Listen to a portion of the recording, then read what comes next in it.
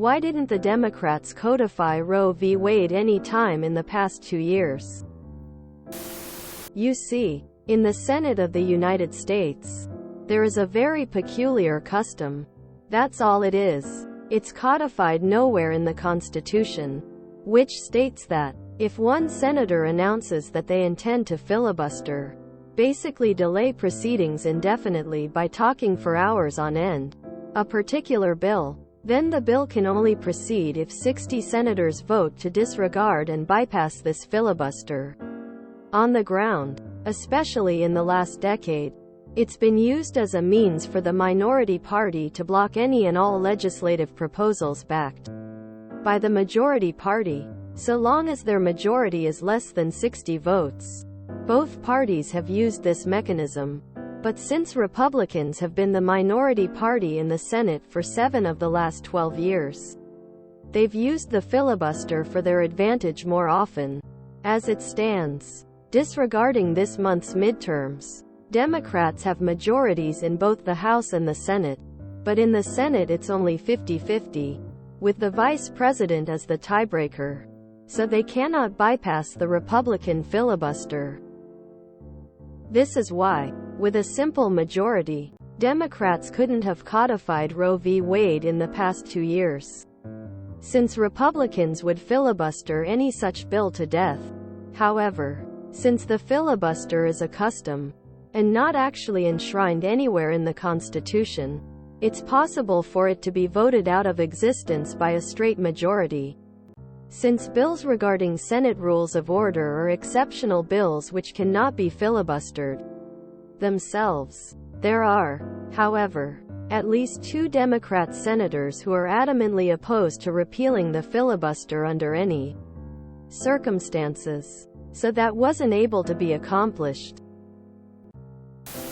Manchin and Sinema wouldn't vote with the other Democrats, so any bill wouldn't have made it through the Senate. 2 years? Try 50 years. It was such a good wedge issue that they never let any bill that would codify it, or any protections, out of any committee they controlled until this year. Because if they codify Roe v. Wade, then they lose a major talking point, voting point, and fundraising machine for their party. They didn't have the votes in the Senate. If I'm wrong, someone please correct me, but this would require 2/3 approval in the Senate, which they would not get. They could pass it with less, but then that would trigger the filibuster and probably cause the bill to die anyways.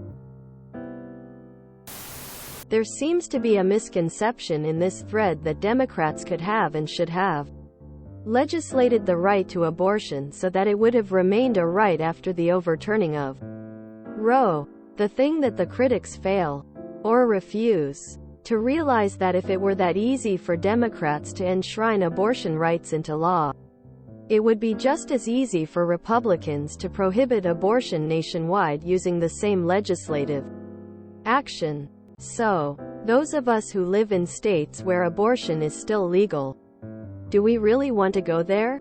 Regardless, this question has all the legitimacy of a push-poll. The same reason the GOP did nothing other than tax breaks did for the rich during their first 2 years. That don't really want to fix anything. They just want to stay in power. 2 years? Roe v. Wade is over 50 years old. 'Cause they need leverage for votes. It has nothing to do with not having enough votes. They had enough votes to pass the Affordable Care Act without a single Republican vote. They had a 60-vote majority in the Senate before Ted Kennedy died, and a clear majority in the House. And Obama was president. They could have passed anything they wanted. They didn't codify Roe v. Wade because it's outside of the powers of the federal government. The latest Supreme Court decision made this pretty clear. The federal government has no power not specifically granted to it by the Constitution. All other powers belong to the states. Says so in the 10th Amendment.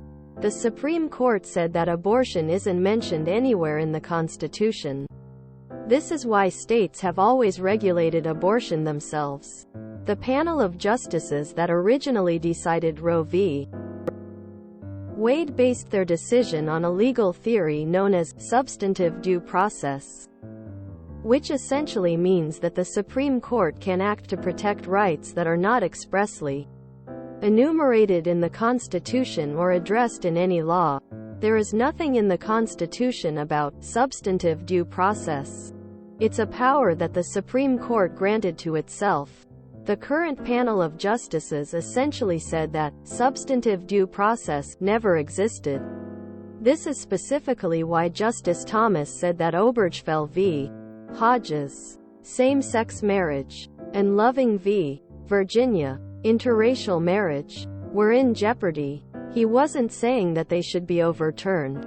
He's saying that the Supreme Court never had the power to decide those issues. As it stands now, the states have the power to regulate abortion.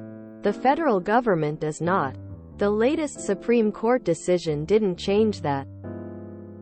It simply means that the federal government can no longer restrict the states' powers to regulate abortion. The way to change that is with a constitutional amendment. Any attempt to codify Roe v. Wade with legislation will be thrown out by the Supreme Court.